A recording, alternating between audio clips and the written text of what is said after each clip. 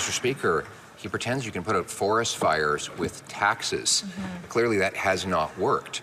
Rather, what he should have done is listen to his own officials who said that the mass buildup of fuel in the Jasper Valley as a result of dead trees needed to be addressed through controlled burns and other clearing methods, and also preparation so that we would have the ability to fight the fire if and when it ever started.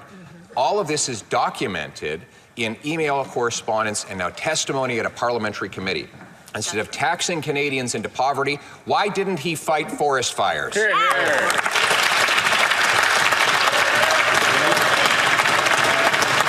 The Right Honourable Prime Minister. Mr. Speaker, Jasper was one of the most fire-smart communities in the country. Over the past years, residents and leaders within Jasper have been exemplary in making sure they were doing everything they could to protect their community. This fire, Mr. Speaker, was a treetop fire. It jumped from treetop to treetop and through flaming pine cones kilometers ahead of it, which is what set this burn. This is a result of climate change, Mr. Speaker. Climate change he doesn't want to fight.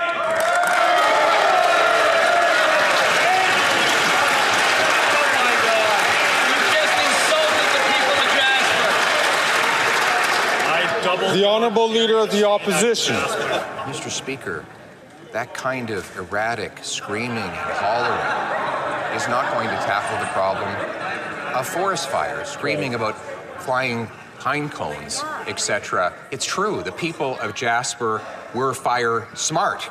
The problem is that the government in Ottawa was fire stupid. They were warned. This government was warned repeatedly over 7 years that they needed to clear the dead wood to prevent the spread of a future fire. Why, instead of bringing in a crippling carbon tax, didn't he clear away the wood and stop leaving a tinderbox to explode? The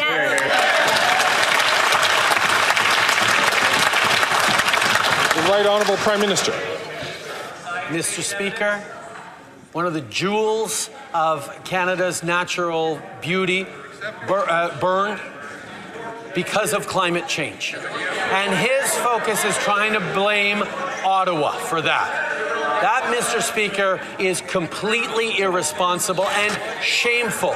But we have all seen that from this Conservative leader, who would rather try and rile people up and point fingers than actually try to solve any of the challenges Canadians are facing, either today with affordability or tomorrow with climate change. That's not leadership. The Honourable Leader of the Opposition. I'll tell you it's not leadership. I'll tell you it's not leadership. That in February of this year, email correspondence within his government confirmed that they were canceling a controlled burn specifically for political optics. They did not want to do controlled burns. They did not want to do the same kind of forest management and maintenance that Indigenous people had done for thousands of years, and that had been recommended by both people on the ground and officials in the department. The reality is he didn't do his job. He should be accountable and explain why he let the valley go up in smoke and used a carbon tax to hide behind it all.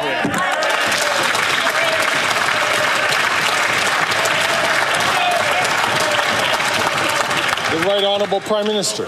Mr. Speaker, in this era of droughts and rising temperatures and climate change, there are certainly reasons that most reasonable people could imagine why the opting for a mechanical removal of underbrush instead of flaming them, instead of setting them on fire, might be a better option. Mr. Speaker, the attack on experts, the attack on science, and the refusal to understand that if we do not act in fighting against climate change with everything we have, then there will be no economy of the future. There will be no Jasper to rebuild. There will be no future for Canadians.